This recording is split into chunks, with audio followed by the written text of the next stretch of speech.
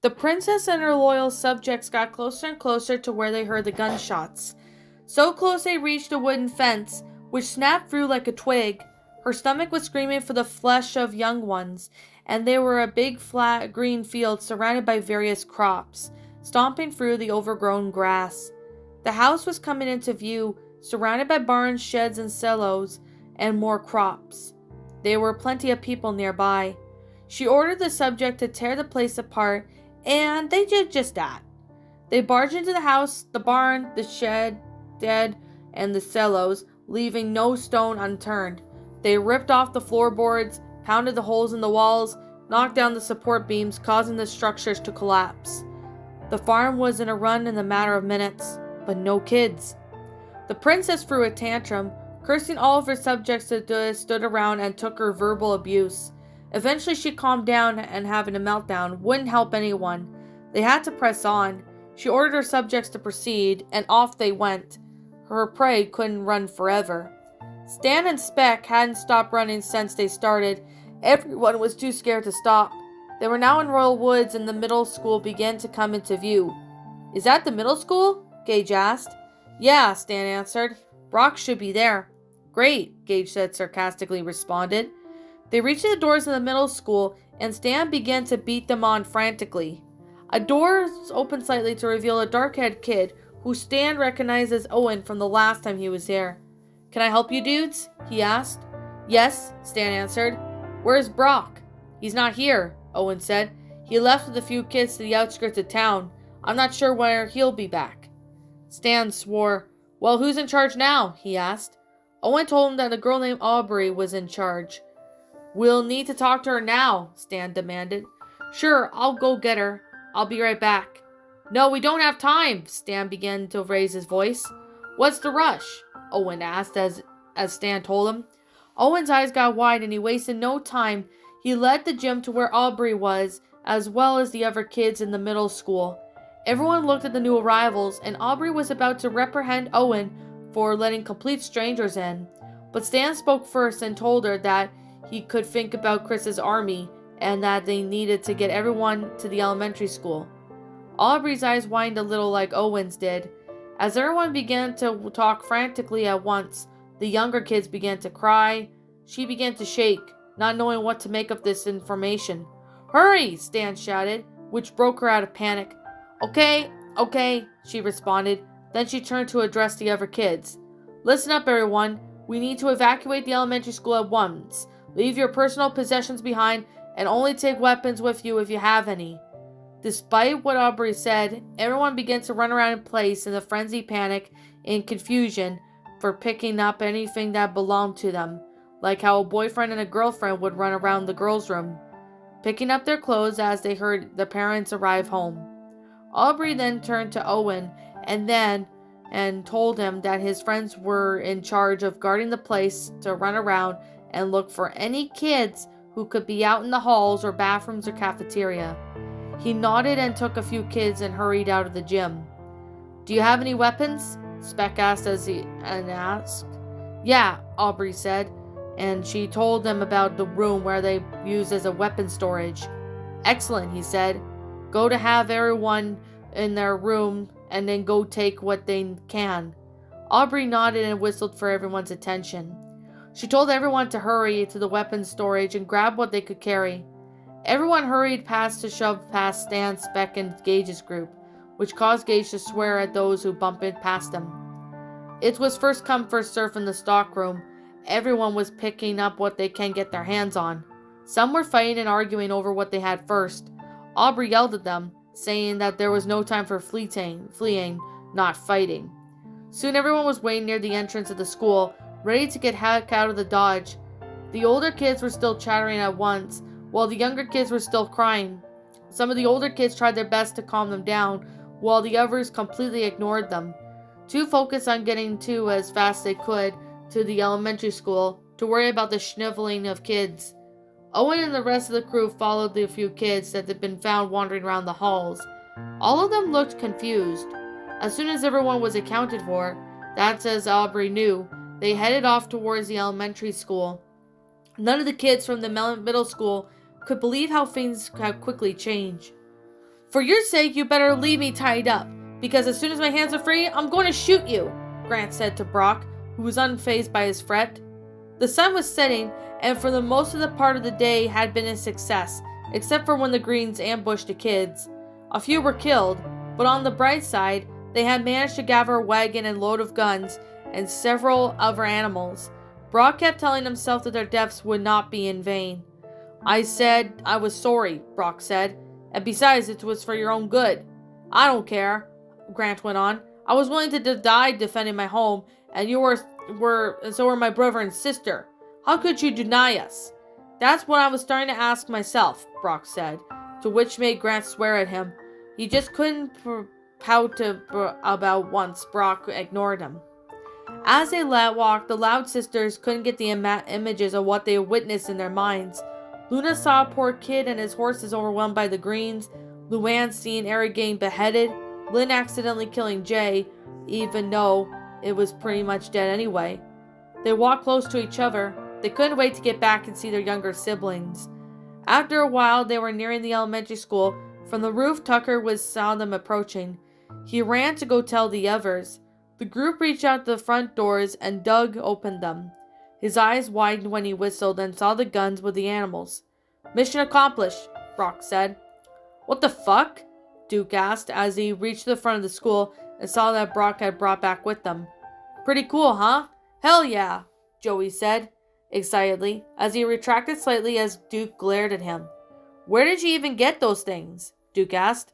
From the farm, Brock told him. Duke could feel himself getting angrier and angrier as Brock told him of how he acquired the animals and guns, mentally swearing at himself for not going along with them. If only he had gone with them, he could take the credit and find these things too. But instead, it was Brock who everyone else was applauding and cheering as they brought the weapons in. No doubt that everyone was going to like Brock more than him now. Duke was about to say something when Brock said that they should hold up an emergency meeting. What was it about? He asked. Brock led them and Joey away from the others and told them that a large group of adults he had seen. Now they were most likely on their way as they spoke. Duke felt a lump form in his throat. When do you think they'll get here? He asked, trying to sound calm. Hard to say, Brock said. They were already walking very fast, so maybe fast at the most. Duke swore. Okay, let's go and get the others. We need to plan accordingly. Just then they heard shouting. Everyone turned to see a large group of kids approaching. What the hell? Duke said as he studied all the faces. Brock was also scanning the group as he recognized a girl who was running in front of the group. It was Aubrey, but what she was doing? She noticed a shorter kid with a shaved head running next to her. He recognized him as Insanity's cousin, Gage. You've got to be kidding me, he said, trying not to laugh. As the group got closer, Duke got a better look at the faces, and in front of the group was a girl.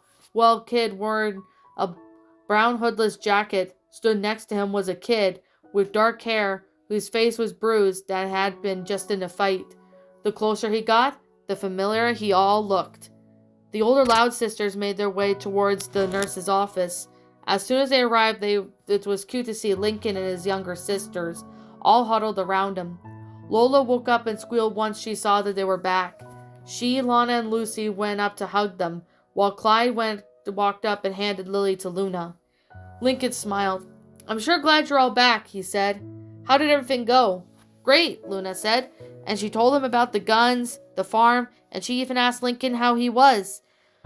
Much better now that you're back. Plus, Sanjay says I'm well enough to leave. His older sister smiled, and Luna asked him why he was still lying in bed. I don't know, Lincoln said. I guess it just felt too uncomfortable. They all laughed and hugged each other. After a while, Luna spoke. Come on, let's get out of here. In the foyer of the elementary school, everyone was talking at once. Aubrey was talking to Brock while Gage stood behind her with his arms crossed. Glaring at Brock, Brock had to say hello to Gage when he arrived, but when Aubrey started to bombard Brock about what Stan and Speck had told her about a large horde of grown-ups they'd seen, Duke was talking to Stan, asking him where the hell that he had been, and that he was glad that he was alright. Not that Stan really cared about what Duke thought at this point. Maggie was happy, a little confused, to see her friends in the middle school. They had noticed her once each other, and now she was awkwardly stood next to them. Soon Brock whistled to get everyone's attention. Alright, listen up. I think it's time we went to the auditorium to discuss some things. He then turned to Duke and Joey and told them to go to the gym and gather everyone up. Based on what Aubrey had told them, they needed to act fast. Hey, you can't tell me what to do, Duke said. I'm in charge of this place. Brock continued to look at Duke and spoke. Okay, what do you think we should do? I think we should gather everyone up and discuss what to do about these grown-ups. Good thinking, Brock quipped. Duke swore silently before continuing. But first, let's take care of the guns and the animals. Let's store the guns in the weapons room and take the animals out back. Everyone nodded and began to move things away. Duke and Joey were about to leave when Stan grabbed Duke by the arm. Wait, where's Mary? He asked. Duke narrowed his eyes and told him that she was in the home economics room. Stan then left without saying a word and began to make his way towards the classroom, still carrying his mace, ignoring Duke, who was shouting after him about how he was wandering off without helping them unload the wagons. As soon as he rounded the corner, he stopped dead in his tracks when he saw him walking across the hall, obvious to their presence. The Loud siblings. Stan had been worried about Mary since he forgot to ask Duke about how the Loud family. He could feel his blood begin to boil as he gripped his mace tighter than he ever had before. He could see them all smiling and chatting as they walked without a care in the world. His younger siblings were still alive, but it wasn't fair. Why did they get to live on his own and his sister didn't? She never did anything wrong, and she never ever went to the basement of the school, which caused a bunch of grown-ups to make their way into the building and kill all the kids. Especially since she led a whole bunch of kids on a failed strike against the grease monkey. Stan began to walk aggressively after them, and with one goal in mind. He was going to take his mace and... Stan? He said with a soft voice called out. Stan stopped again and looked over his shoulder and turned when he saw Mary with her brother Matt walking out of the bathroom. He had surprised and concerned expression on her face. The two teenagers just stared into each other's eyes while Matt just looked back and forth at them. Tears began to form in Mary's eyes, and she couldn't believe that Stan was alive and was standing right in front of her. He looked like she was in pain, and all bruised and sad looking. It just made her tears flow even more now. Stan, she said. She walked up to him, bringing a hand up to his face and make sure he was real. He winced when she touched his face, which made her apologize. Her left hand was on his cheek for a few moments, then began to caress it. Her soft touch immediately brought Stan's rage to a halt. He had soothed her savage beast as residing within inside of him. He had dropped his mace and fell to his knees and began to cry. Mary knelt beside him and wrapped her arms around as she cried too. Matt just stood there awkwardly, unsure of what to do as he picked his nose. The Loud siblings reached to the gym to see several kids walking out of it. What's going on? Luann asked, even though there was no way her siblings could know. That's when Lincoln spotted Andy as he was carrying Lincoln's dog, Charles, because Claude had asked him to watch him. Lincoln then called out to him and was to where everyone was going. To the auditorium, Andy told him. Apparently Duke's called an emergency meeting, and everyone needs to be there. The Loud siblings became uneasy. The last time Duke had an emergency meeting in the auditorium, it didn't go too well, but the group ended up following them anyway. In the auditorium, Duke and Brock stood in front of the center of the stage, with Joey and Aubrey a few feet away from them. The Loud siblings looked around for a place to sit.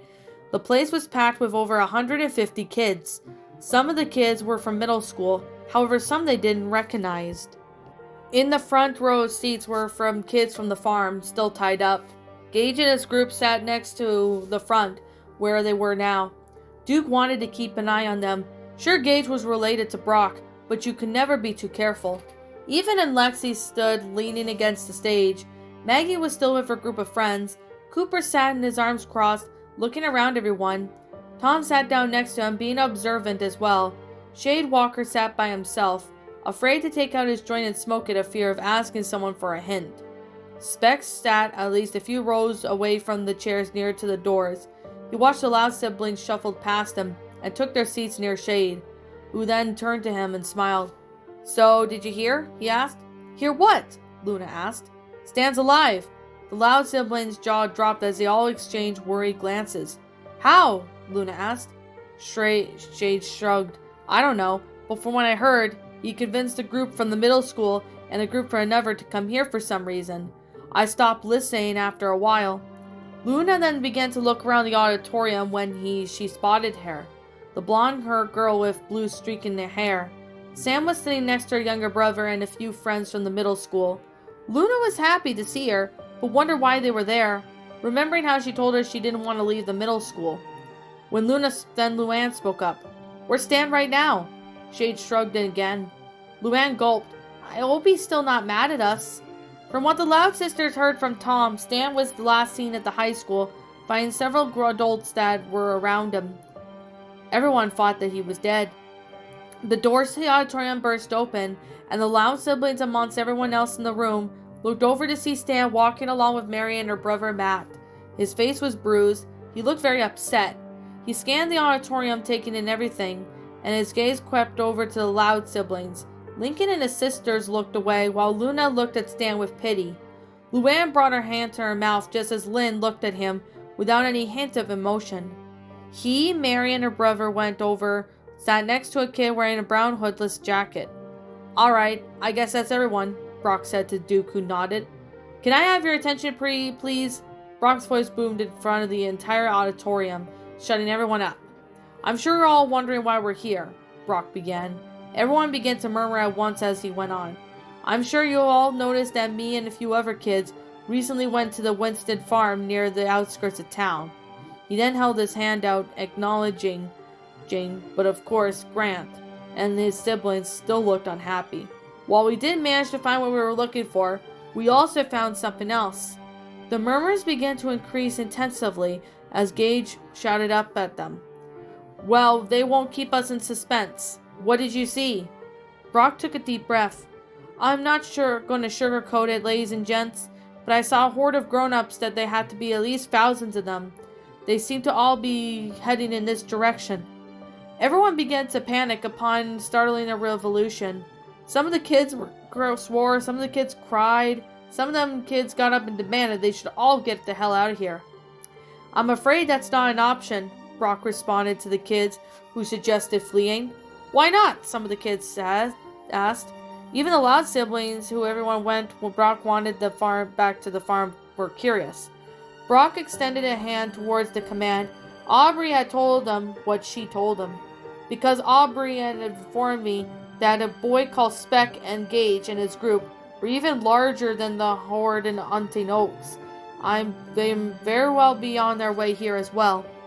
The panic in the room increased as tenfold. Lincoln tried his best to calm down Lola, while Lana and Lucy were just sat with their mouths wide open.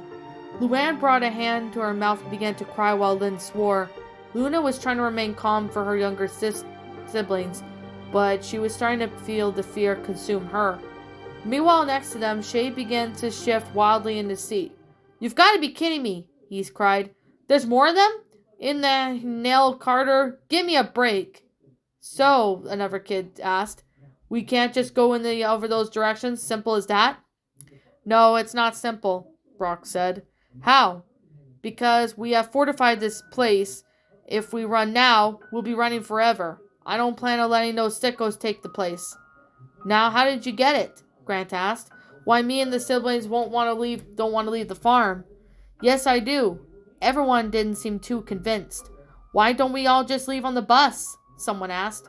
Because the tires are still slashed from when the Zealots attacks. Besides, not everyone would fit, Duke answered. What the hell is a Zealot? Gage shouted up, but Duke and Brock ignored him. Look, we have guns and ammunition and people. If we work together, we could beat those grown-ups and make this world a better place, Brock said. What if they don't want us to stay? A kid asked. Then you can leave. But let me ask you, do you really think you're better off out there than in here? No one said anything. Good. Then let's get started on the battle plan. We have guns, Duke said. But do you really think there'll be enough? I don't know, Brock said. We may need more than guns just to defend this place. What about traps? Aubrey suggested. Good idea, Brock said before turning to the crowd. Does anyone here know how to set up traps or something like that? Luann felt her heart skip a beat and her entire body froze. She felt her siblings' gray gazes shifting towards her. She was great at setting up traps for her pranks when April Fool's Day came around, but normally she wouldn't miss an opportunity to set up a prank. But this was different. At the moment, she was too scared to do anything. She looked up at her siblings, who were looking at her with compassionate eyes, and at that moment she realized what she had to do. Anyone? Brock said. I do, Luann said, standing up, her arms crossed. Everyone looked at her, and Brock instantly recognized her. Luann, you know how to set up traps? In ways, yes, she said. I always set up traps to elaborate pranks for my siblings on April Fool's Days. How are the traps different? Brock nodded.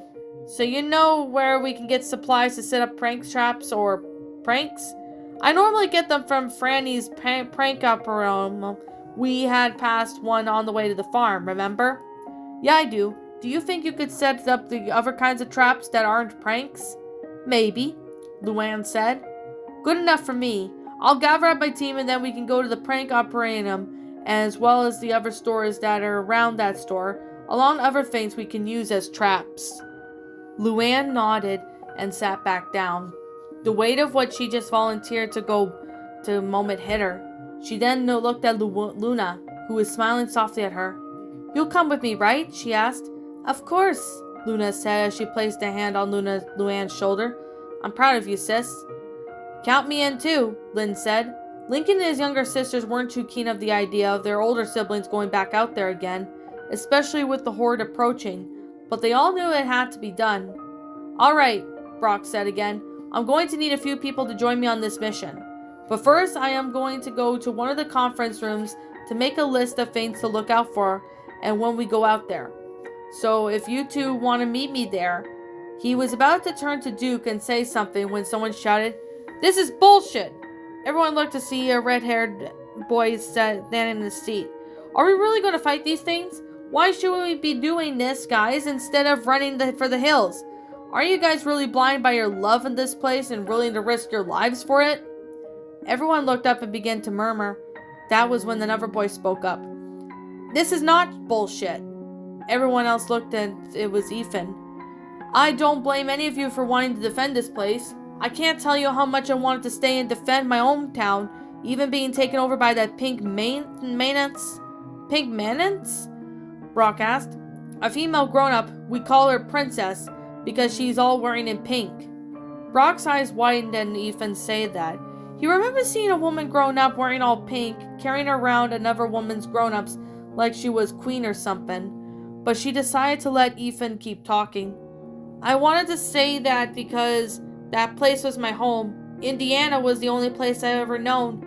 And I had to leave it behind because there just wasn't enough of us to stay and fight. So we had no choice but to leave. I decided on Royal Woods because it's where my cousin Jake lived. But unfortunately he's dead, and there's nothing I can do about it.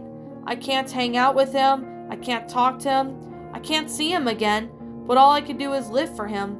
I know there's no other way he would want to leave this place. His home, his one and only home. Just like I'm sure none of you would want to leave your home either. Everyone looked at each other before Chandler spoke again. It's not that I want to leave, I just want to have a future. I won't get one if I stay here and try to make an army of what's left over 2,000 adults. It's hopeless. A lost cause. If there was even more murmuring before Ethan continued. It's never hopeless, he said, as long as you don't give up. You think a cliche line will ever let us win over? Chandler asked. Ethan dropped his shoulders and began. No, but I'll ask you something. Are you familiar with the NBA team called the Pacers? A few kids nodded their heads up. The Pacers were a basketball team from Indiana. Oh, great. He's not going to brag about Indianapolis sports teams again, isn't he? Lynn thought. Why the hell are the Pacers if it's always weren't on the NBA team? Back in the 60s, they were original part of ABA and the American Basketball Association. Why are you telling us this? Chandler asked. I'm telling you this because back when they first started, they weren't really a good team, and the owners fought about them folding up. But when they turned around and ended up winning their first ABA ABA championship, the owners decided not to fold the team. And if they didn't win the championship, there would be no Pacers. And if no Pacers, then Indianapolis wouldn't have a major sports team, which means it doesn't become a big of a town and land of the Colts and become a major city as it is today. Your point? Chandler asked. My point is let's let the team that turns Royal Woods around. Let's see anything that rebuilds this place. Make it better for future generations. Make this day to take out children about and make their way they tell their children about it, and so on and so on. The auditorium was silent for a few seconds, and everyone was taking in Ethan's words. Shade slowly began to clap. Then no one else did, and he just stopped. Ethan, Brock said. Yeah? That was a really inspiring story. Thanks. But there's something I have to tell you. What? Ethan asked. Brock told him about how he saw a woman grown up all wearing it pink, and Ethan's eyes widened. I knew they'd be on their way here, Duke said. Not that it mattered at this point. Holy shit, Ethan said, remembering that everyone he lost when Princess showed up and where he lived. He remembered that she seemed to be controlling the adults all around her. So you're saying this princess seemed to be in charge of the enormous horde you saw? Someone said, and everyone looked to see Brian Allen. This former second smartest kid in Royal Woods stepped up. Yeah, Ethan answered. Interesting. Why do you say that? Because that means these things have leaders, commanders, alphas, or whatever you want to call them. The world leader triggered everyone's memory of Spec, remembering seeing all the grown-ups in front of the dad's shop that seemed to answer to one main, the tower. He was about to say something when Luna spoke up. That reminds me of the time me and my sister saw this one large adult wielding a sledgehammer on the first day we went to the middle school. He just stood around his sister, weaker, looking at the adults looking like a pile of bodies around him. Everyone began to chatter. And remember that fat grown-up we saw at the school? Tom spoke. And how he just sat there while the other adults worked around him? No one mentioned Brick and Grease Monkey. That reminds me, it was Joey who spoke.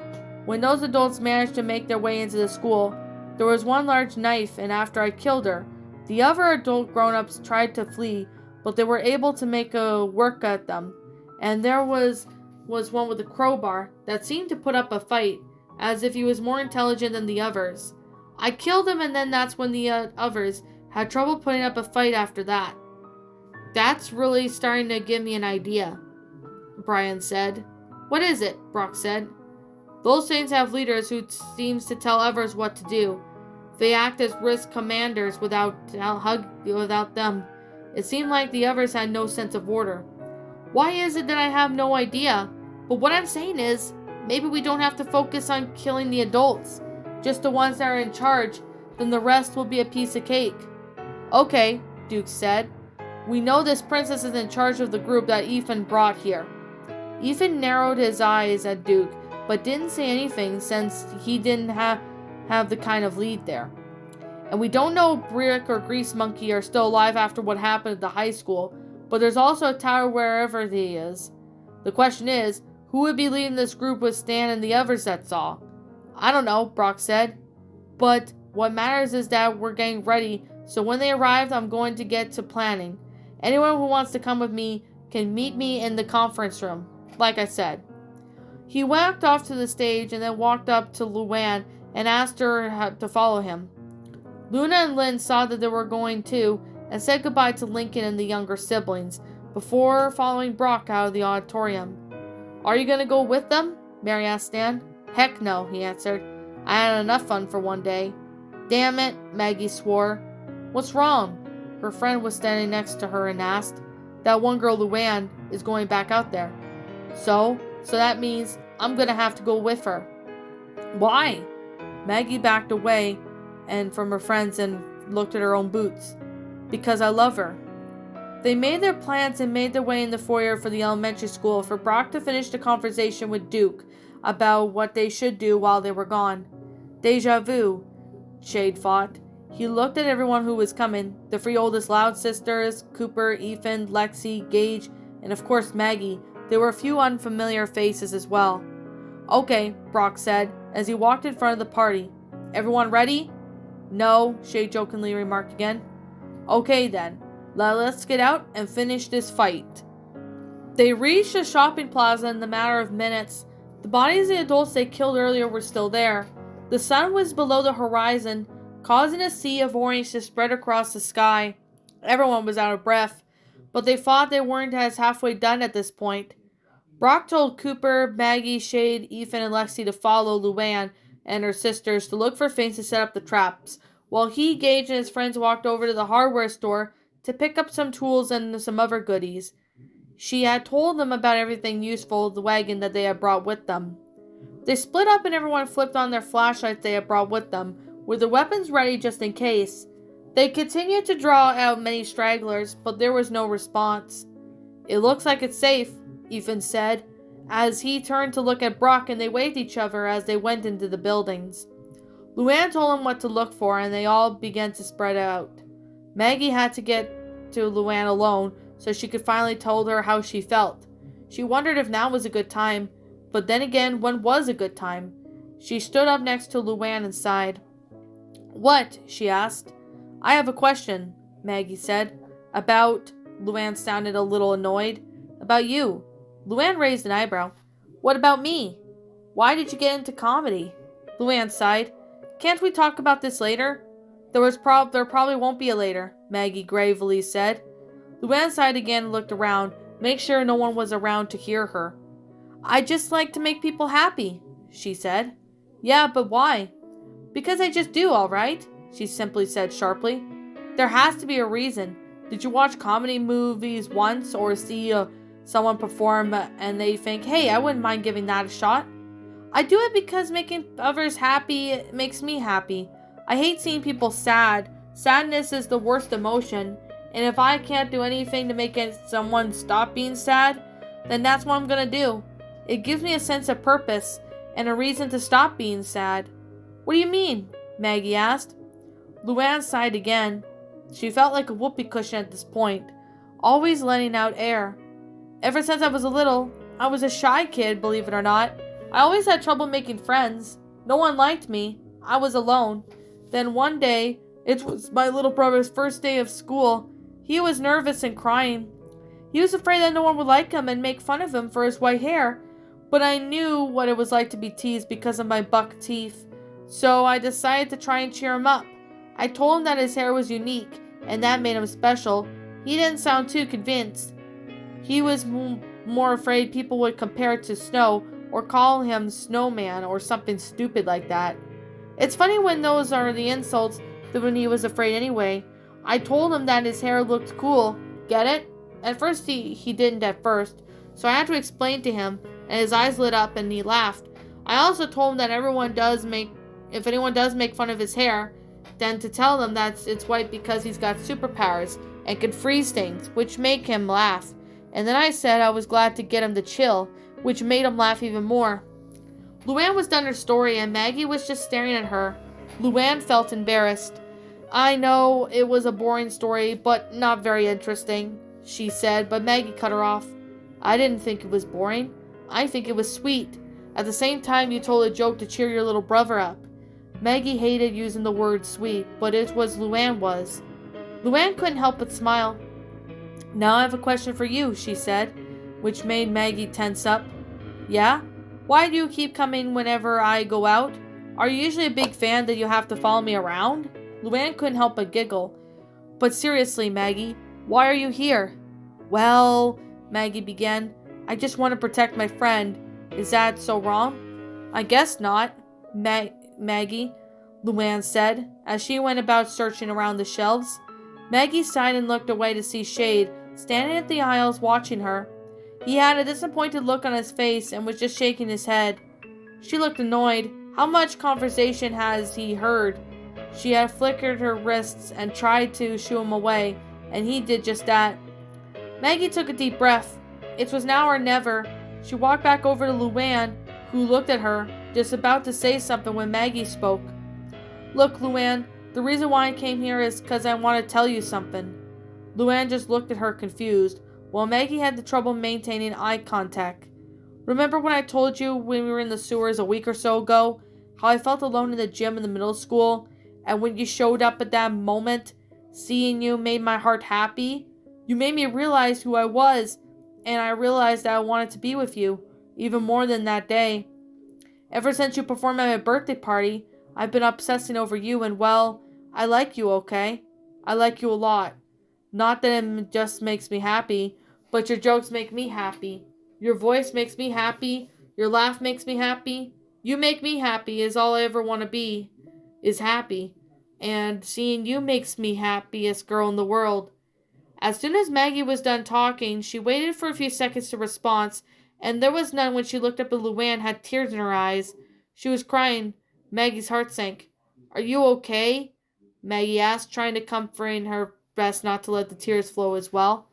Luann nodded and let out a gurgle sob that made Maggie wince. And then out of nowhere, Luann hugged Maggie. Maggie's heart felt like she was going to explode, and then put her arms around her too. Finally, she was hugging Luann. She was happy. Thank you, Luann said. Maggie didn't know what to say. Thank you, Luann repeated. She let go of Maggie and stepped back. Ever since I was little, I couldn't help but feel all kinds of mixed up feelings about people. I wanted to like everyone, but no one really liked me, so I had to try my best not to let anything bother me. I had to keep a positive attitude, crack jokes and make puns, play pranks. But to tell you the truth, it was still, I'm just a scared kid. A kid who liked to use comedy to shield herself from the harsh realities of the world. Whenever I make lame puns and I always laugh, no one else would. It hurt. It hurt bad. Not physically, but emotionally. So whenever April Fool's Day comes around, I play pranks on my younger siblings to help elevate the pain. But it never went away, and it probably never would. All I ever wanted was to make people happy. To be happy, to which one time when someone brother became more hesitant for my clown shows and started to become more popular than I was, I just got jealous and lashed out at him. When he wanted to go perform at your birthday party, terribly, Maggie interjected, and Luann laughed before continuing. Yeah, he ended up calling me and begging for help. I only decided to help for the sake of my business, not just because of him. So I decided not to do my mime act, eventually over the crowd. Seeing a girl as serious as you made me smile. That's why I became a comedian, and most dejectful people in me happy. Hearing how much that it meant to you, and how it truly makes me feel happy too. Maggie grinned. I told my mom I hated the birthday party and everything about it. But what I didn't tell her was one thing I did like about it. You. Luann smiled, which made Maggie's cold heart jump for joy. After a brief silence, Maggie looked up at her boots. So I know I probably don't like girls the same... You don't like girls the same way I do, but I just had to get it out of me. Who knows how much time we have left. That's where you're wrong. On Maggie, Luann said. Maggie lifted her head to look at her. What do you mean? You like girls like that? Are you lesbian or bisexual? No, Luann smirked, and Maggie's heart sagged a bit. Then what? I'm pansexual. Maggie then didn't get it at first. Luann explained it being a goofy smile, and she laughed at it for a long time. She couldn't remember the last time she laughed, and for a moment, everything was all right. Now I have another question, she asked. Yeah? What are you gonna do about those? She asked, pointing to Luann's mouth. Oh, Luann suddenly realized when Maggie was talking about her braces. Oh, gee, I don't know. Hopefully someone at school knows how to remove braces. If not, I better brace myself for being stuck with them. Luckily, I've rather become quite attached to them. Both the girls then shared another laugh and hugged each other again. Maggie was resting her head on Luann's shoulder when she spotted Shade, who was now at the opposite side of the aisle. He smiled and gave her the thumbs up, and Maggie just responded by flipping him off. At the other end of the store, Luna, Lynn, and Cooper were searching strenuously. I can't believe this is happening, Cooper finally said, trying to start a conversation. Yeah, well, it's happening, said Lynn. Nothing really any of us can do except fight. Cooper nodded. Are you nervous? Lynn looked at him. It was quite a stupid question, but she answered it anyway. Yes, I'm nervous. More than for my siblings and myself. Cooper continued to look at Lynn, which prompted her to keep talking. I've always been protective of my siblings, So if any of those sickos try to get them, they'll have to get through me. I'll die before I let anything happen to me. She then looked down at somberly. I've already failed once. I won't fail anymore. Cooper quickly decided to change the subject. You know, being an only child, I've always wanted to have siblings. Being a big brother always sounded like fun. Lynn nodded. It's fun. My favorite part of having siblings is beating them whenever we play sports and board games. Although sometimes we fight and bicker on each other's nerves, but we care about a lot about each other and look out for one another.